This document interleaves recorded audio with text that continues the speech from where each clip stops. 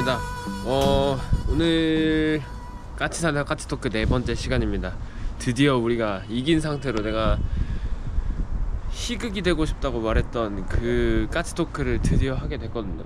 용인이랑 성남의 경기에서 우리가 또 2대1로 이기면서 수명이 깎여먹는 축구를 봤는데, 사실 경기들도 좀 압도적으로 했던 것 같고 이길 법한 경기를 했고 이기기 위한 조건을 다 갖춘 경기여서 이거 오늘은 이겼다 라고 생각을 했는데, 마지막에 역시 우리 팀의 축구는 끝까지 봐야 100분을 넘어서까지 긴장감 있게 봐야 또 우리 성남의 축구다. 하지만 그럴 때 항상 결과를 가지고 오는 것 또한 우리 팀의 축구다 라는 거를 느끼게 됐고, 다행이라면 다행이죠. 제가 뭐 순위표상 마지노선이라고 이야기를 하기도 했고, 전력상 우리보다 강팀이라고 불리지 않던 팀들한테 계속 승점 드랍을 하면서 용인한테마저 승점을 내주면 우리는 이거 올 시즌에는 경쟁하기 쉽지 않을 것 같다라는 말씀을 드렸었는데, 다행히도 이번 경기는 승점을 가져왔습니다. 사실 일정으로 따지면 우리 되게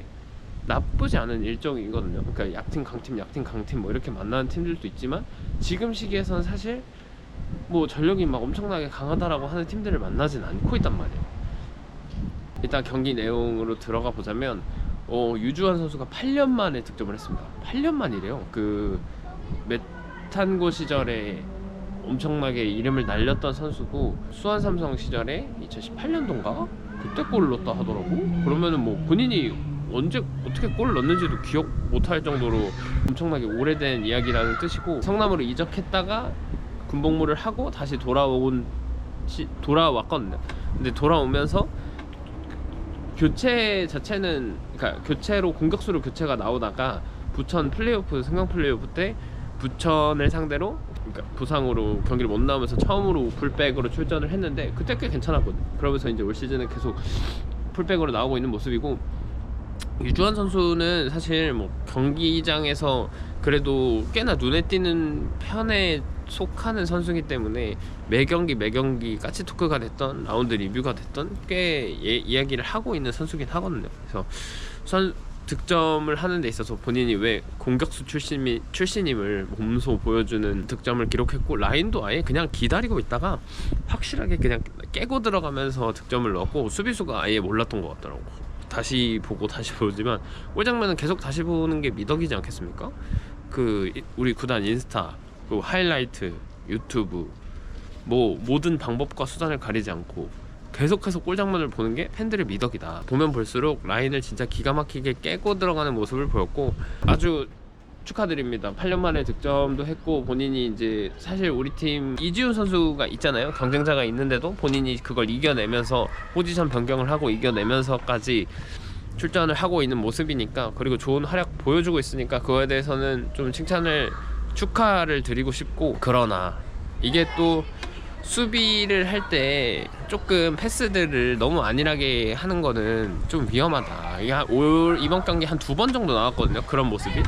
그러니까 패스를 할 때 뭔가 어쨌든 강하게 일정 강도 이상은 강하게 패스를 내줘야 되는데, 애매한 볼 처리가 되면서 공격 턴이 넘어가거나 아니면 진짜 위험했지. 그 이광현이 킥을 만약에 잘못 찼으면 그것도 수비 맞고, 그러니까 상대팀 맞고 골로 들어갈 수도 있는 상황이니까.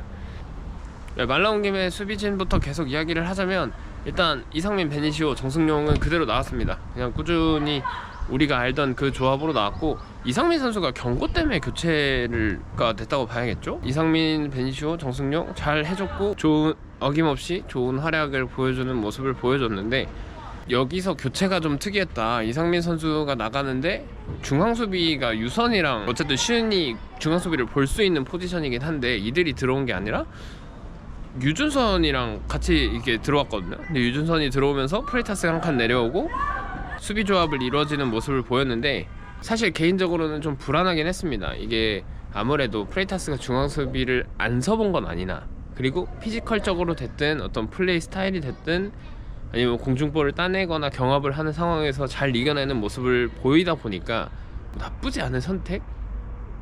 말이 안 되는 얘기는 아니다 라고 생각을 했는데, 그러면서 그 작년에 그 경남전 얘기를 잠깐 하자면 프레이타스 나와가지고 진짜 막 미스를 엄청나게 많이 했거든. 그냥 뭐 결국 무실점으로 끝나긴 했는데 패스 미스도 많았고 그 본인이 어떤 포지셔닝을 어떻게 해야 되는지부터 일단 헤매다 보니까 되게 안 좋은 경기들을 한번 보여줘서 아 프레이타스는 중앙 수비로서는 뭔가 좀 다른 유형의 선수구나, 저 선수 저기서 뛰면 안 되겠다 이 생각을 했었거든요. 근데 그래서 좀 불안했던 것 같아. 이게 이러면은 또 뭔가 PTSD가 오는 것 같은 느낌이라고 생각을 했었는데, 생각해보면 경기 끝나고 좀 돌이켜보면 그때는 포백이고 수비가 둘밖에 없었지만 올 시즌 이번에는 약간 3백 형태로 그냥 경기들을 좀 이어갔던 것 같거든요. 그러니까 베니시오랑 정승용이 아예 그냥 중앙 수비 형태로 나오면서 좀 3백처럼 보이는 것 같은 느낌을 받긴 받았고, 그리고 어쨌든 그림 자체가 좀 상대방이 퇴장이 나왔음에도 불구하고 되게 내려앉는 것 같은 경기의 흐름, 마지막에 한 10분, 15분 정도는 그런 흐름이었기 때문에 꼭 프레이타스가 아니더라도 우리 마지막 그 최후방 라인에서 수비를 해줄 수 있는 선수들이 좀 있어서 괜찮지 않았나, 큰 이슈가 있었던 건 아닌 것 같다라는 생각입니다. 일단은 다시 프레이타스랑 박수빈 선수가 나왔어요. 사실 원래 베스트 라인업, 제가 뭐 저번 경기 때 류준선이 나와서 박수빈 류준선의 조합도 괜찮은 조합이다 라고 이야기를 하긴 했었지만, 그래도 베스트 라인업인 이유는 있지 않겠습니까? 다른 옵션이 될 수 있다 뿐이지 이게 굳이 이 둘이 베스트가 돼야 된다 라는 건 아니다. 왜 이 둘이 우리 팀의 베스트 중앙 조합인지는 분명히 보여줬다. 프레이타스가 근데 기복이 좀 있는 것 같은 느낌이, 이번 경기 또 엄청 잘했거든요. 한 경기 건너 한 경기씩 지금 잘하는 모습을 보여주고 있는데, 기복을 좀 줄였으면 좋겠습니다. 이제 한 10경기 정도 했죠. 진짜 한 3-4경기 정도 말고는 다 프레이타스의 경기 결과 혹은 이 선수의 경기력에 대해서 막 엄청 잘했다, 좋은 경기를 했다라고 이야기를 하지는 못했던 것 같고, 그리고 박수빈 선수는 역시나 오늘도 잘했다. 그러나 PK를 내주는 데 있어서 되게 본인이 억울한 모습을 보였거든요. 나 안 찼다, 킥을 안 했다 라고 했는데, 그 발의 동선은 채이는 동선이 맞긴 맞아요. 석현준 선수가 뒷발에 채이는 동선이 맞긴 맞는데, 그러면 앞에서 이렇게 멈췄나? 멈췄겠지. 멈췄으니까 그거를 자기가 아니라고 얘기했겠지. 근데 그거는 박수빈 선수가 반칙을 한 게 아니라 카메라 각도가 잘못됐다. 이 옆에서 찍어야 딱 멈춘 모습을 그걸 보면서 이거는 박수빈이 반칙을 하지 않았구나 라는 거를 딱 보여줬을 텐데, 이거는 근데 그 각도 정면 각도다 보니까 아무래도 무조건적으로 차이는 것 같이 보일 수밖에 없거든요. 그건 어떻게 멈춰도 그게 안 돼요. 그러니까 이거는 카메라가 잘못했다. 그래서 이 권선징악이라고 하지 않겠습니까? 이광현 선수가 그걸 막아내면서 아주 좋은 모습을 보여줬고, 이준상도 오늘 도움을 한 게 기록했죠. 유주환 선수를 상대로 해서 도움을 기록했는데, 일단 전체적으로 빌레로가 그 프리롤로서 경기를 출전을 하고 플레이를 하면서 반대로 이렇게 쭉쭉 뿌려주는, 왼쪽에 몰아놓고 오른쪽으로 볼을 넘겨서 거기서 곧장 크로스, 혹은 오른쪽에 상대를 몰아놓고 왼쪽으로 바로 뿌려가지고 넘어온 곧장 크로스. 경기 초반에 이준상이랑 윤민호가 한 15분 안에 엄청난 빅찬스를 2번을 맞았거든요. 근데 거기서 나왔던 시퀀스 자체가 빌레로가 오른쪽으로 바로 반대로 크게 열면서 바로 크로스, 이준상이 헤더를 한 것도 바로 오른쪽으로 바로 열어서 한번 뭐 황석혜가 볼 컨트롤 미스하면서 이상민이 바로 크로스, 그러면서 2번의 기회가 진짜 정확하게 잘 왔단 말이에요. 근데 그게 아쉽게도 뭐 황성민이 진짜 슈퍼 세이브를 하면서 그걸 막아내는 모습을 보여가지고 뭐 득점에 실패하긴 했지만, 그런 형태의 공격들이 오늘 용인을 상대하는 데 있어서 주된 루트였고 꽤나 잘 통하는 모습을 보였다. 역시나 전버지는 명장이다 라는 생각이 들 수밖에 없는 경기였던 것 같아요. 결과적으로는 이게 스탯으로도 발현이 되거든요. 그러니까 오늘은 뭐 슈팅 16대7, 선방도 우리가 2개나 적었고, 근데 이 선방이 적다는 게 제가 저번에도 얘기했지만 많다고 좋은 게 아닙니다. 상대방이 슈팅을 만약에 1개도 못 때린다? 그럼 우리 선방이 없는 거예요. 이게 물론 적다고 무조건 좋다, 많아서 좋다 뭐 이렇게 얘기할 수는 없겠지만, 어쨌든 코너킥도 우리가 1개 더 많았고, 옵사이드도 우리가 2개를 더 했고, 뭐 점유율도 6대4로 앞서 나가면서 일단 경기 스탯적으로나 결과로나 우리가 이기는 모습을 보여줬다. 그리고 이광현은 8경기 만에 엄청난 까방권을 하나 얻었다. 일단 그러면 골 취소가 나오는 시퀀스부터 한번 보자면, 류준선 선수가 아니 이거 자 말 나온 김에 얘기 좀 합시다. 그 골치소가 나왔잖아요. 근데 류준선이 그 손에 맞은 것 같긴 했어. 느낌상 라이브로 볼 때도 본 사람들은 알 거예요. 뭔가 손에 맞아서 멈추는 것 같은 느낌은 있었거든. 근데 그렇게 해서 우리가 볼을 가지고 플레이가 진행돼서 골이 들어갔다. 그러면은 같은 시퀀스니까 맞다니까요. 근데 그럼 그 하나의 시퀀스를 어디까지 볼 거냐의 관점의 차이도 있겠지만 그 핸드볼로 인한 부당 이득이라고 하죠. 성남 선수의 부당 이득, 류준선의 부당 이득은 용인 선수가 가져갔어요. 왜냐? 정확하게 어떤 선수였는지 기억은 안 나는데 어쨌든 그 선수가 볼 컨트롤을 해서 자기 볼로 만들었어. 그리고 류준선이 다시 압박을 해가지고 부딪히면서 결과적으로 우리가 볼이 나간 거란 말이에요. 그 볼이 나가고 양태양의 기가 막힌 골이 나온 건데, 그러면 용인 선수가 볼 컨트롤하고 다시 자기가 소유권을 잃어버린 건데 이게 핸드볼 때문이라고 볼 수 있냐라는 거지. 안 그래요? 그런 식이라면은 뭐 어떻게 축구합니까? 이렇게 하면 축구를 할 수가 없어요. 핸드볼로 해서 우리가 상대팀 선수한테 볼을 내줬잖아.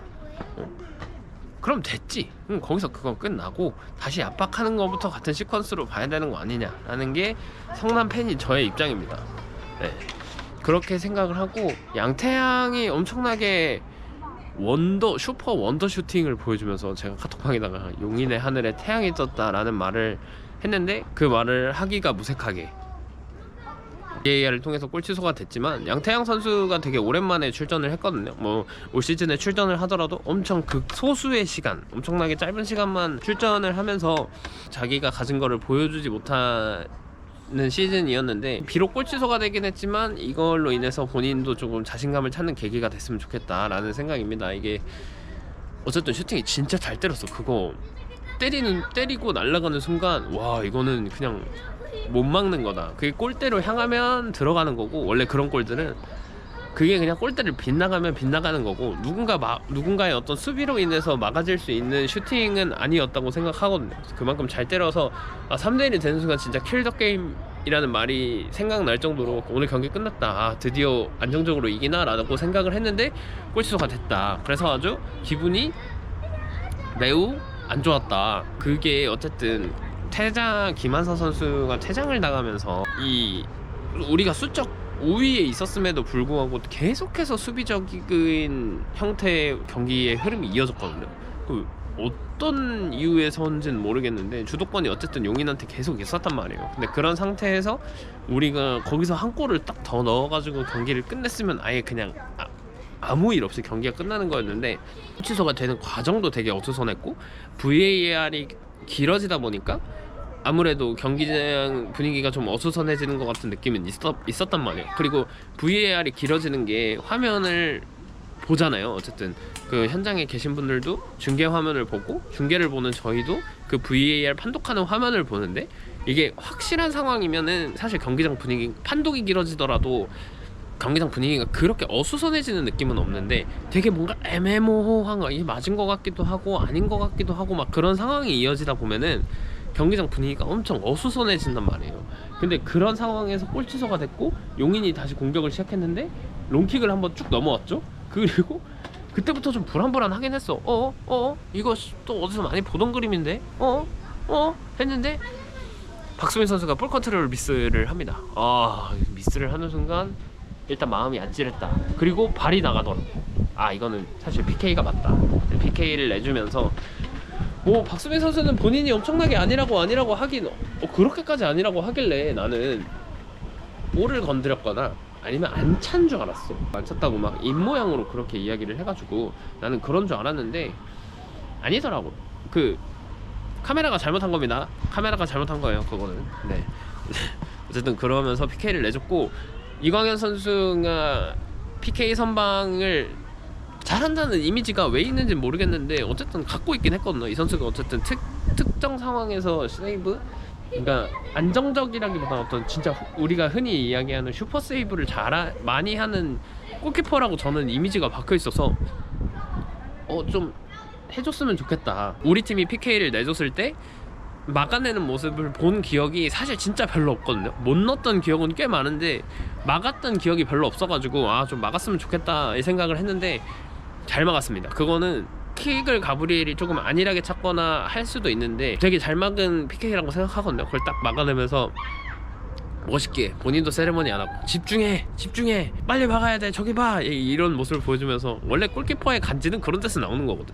PK를 막고 집중해라, 이거는 그렇게 큰일이 아니다, 집중해라, 그런 게 아주 멋있다고 생각을 했고, 그러니까 볼데드 그러고 볼데드가 돼서 본인이 무조건 아니야 라고 얘기하는 게, 뭐 용인 선수들은 아마 이광현 선수가 이제 먼저 떴다 그래서 막은 거다라는 이야기를 항의를 했던 것 같은데, 그건 아닙니다. 그건 아니고, 이광현 선수가 거진 9경기 계속 실점에 본인이 다 관여가 돼 있었고, 들어가는 걸 건져내는 듯한 모습은 별로 보여주지 못했고, 먹을 걸 먹고 다 그냥 계속 실점을 하면서 클린시트도 못하고 이러면서 자신감도 개인적으로 좀 많이 떨어져 있었던 것 같고, 본인 스스로 인터뷰를 하는 데 있어서 좀 울컥한 것 같더라고요. 경기 끝나고 나서 좀 눈물을 보이는 줄 알았으나 나는 그렇게 엎드려서 잔디밭에 이렇게 얼굴을 묻고 있길래 울고 있는 줄 알았는데, 고개를 드니까 아니던데요. 눈물 자국이 하나도 없더라고. 그거 안 운 거겠죠? 일단은 이광현 선수가 이걸로 인해 자신감을 좀 찾는 계기가 됐으면 좋겠다. 네.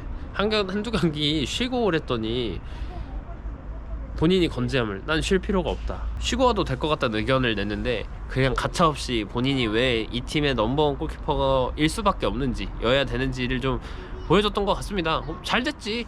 넘버원 골키퍼가 이렇게 좋은 선방 보여주면 진짜 좋지. 앞으로도 좀 계속 이런 모습 보여줬으면 좋겠습니다. 실점 장면에서는 사실 좀 나오면서 되게 애매하게 나오면서 애매하게 알을 먹고 애매하게 골을 먹는 모습을 보였는데, 그런 거는 자신감의 문제인 것 같아요. 마지막에 PK를 막아내면서 자신감을 얻었기 때문에 다음에 그런 역습 상황을 맞이했을 때 자신감 있게 그냥 딱 뛰어 들어가서 볼을 막아낸다거나 상대방이 슈팅을 못하고 뒤로 돌린다거나 하는 기회를 좀 만들 수 있을 거라고 생각합니다. 네. 일단 전체적으로 원정에서 또 한 번의 승리를 거둬온 거에 대해서는 아주 뜻깊은 결과라고 생각합니다. 그리고 용인 왜 이렇게 거칠죠? 이 팀이 거칠다고 우리가 이야기하는 팀이 한 팀 더 있지 않겠습니까? 김포도 꽤나 거칠고, 우리 선수가 지금 또 김포 때 박상혁 선수가 부상으로 어쨌든 실려 나가는 모습이었는데, 이번 경기도 박상혁이 부상으로 실려 나갔습니다. 김한선 선수 퇴장 상황에 있어서 그냥 스터드를 들고 들어와가지고 정강이에 갖다 꽂아버렸어. 그러니까 그렇게 되면서 이제 부상으로 다시 나가게 됐고, 박상혁 선수는 이게 지금 부상당하고 뭐 한두 경기 화성전에는 바로 돌아오긴 했지만, 부상으로 아웃되는 상황들이 계속되다 보니까 이 선수한테 좀 너무 안타깝다라는 생각이 들 수밖에 없다. 그래서 다음 경기도 큰 부상 없이 그냥 별일 아니었다는 거를 출전으로서 좀 보여줬으면 좋겠습니다. 그러니까 그 거친 거에 대한 이야기를 좀 더 하자면, 나는 용인이 수원 삼성전에서 거친 경기를 보여줬을 때 그게 그냥 과다 의욕인 경기라고 생각을 했거든요. 의욕 과다가 생겼을 때 본인들이 생각한 거랑 몸이 다르게 움직이는 경우가 있다 보니까 그 정도일 거라고 생각을 했는데, 그냥 전체적으로 팀플레이나 혹은 반칙을 하는 어떤 정도가 세더라고. 이렇게 하면은 그거 안 됩니다. 그건 의욕 과다의 문제가 아닌 것 같아. 이번 경기는 그냥 거칠다? 근데 이게 반복되면 거친 팀이 되고, 용인이 경고수가 엄청 많은 걸로 알고 있거든요. 보자. 용인이 25장입니다. 지금 파주가 32장으로 제일 앞서 있고, 두 번째가 용인으로 25장이 돼 있는데, 25장이 많은 거지. 경기당 지금 거의 거짓 3장씩 받고 있다는 얘긴데, 그러면은 사실 진짜 많은 편에 속하는 거고, 성남이랑 10개 차이나요? 10개 차이. 네. 근데 그거뿐만 아니라 반칙은 별로 안 맞네. 그러니까 임팩트가 더 센가 보다. 반칙은 지금 118개로 12위인데 경고가 2등이라는 거는 거의 반칙 한 5번에 한 장 정도는 경고를 받았다는 얘기거든요. 그러면은 강한 파울들이 지금 계속 반복이 되고 있다는 거니까, 그거에 대해서는 그냥 좀 조심을 했으면 좋겠습니다. 그러니까 제가 항상 얘기하잖아요. 반칙을 할 수 있다니까. 근데 다치지 말게 하자고요. 네. 같은 축구 선수지 않겠습니까? 네. 본인이 그렇게 심한 반칙을 당해서 부상을 당한다고 생각하면 그런 반칙을 쉽사리 하지 못할 거라. 네, 저는 이렇게 생각을 하고, 이제 다음 경기 프리뷰 다음 경기를 한번 기대를 해보자면, 또 돌아오는 2경기 만에 돌아오는 홈 경기입니다. 전남전을 앞두고 있고, 지금 사실 전남의 성적이 진짜 너무 안 좋거든요. 우리가 작년에 알고 있던 전남이 진짜 아니란 말이에요. 그냥 아예 안 좋아. 말이 안 돼 이 팀.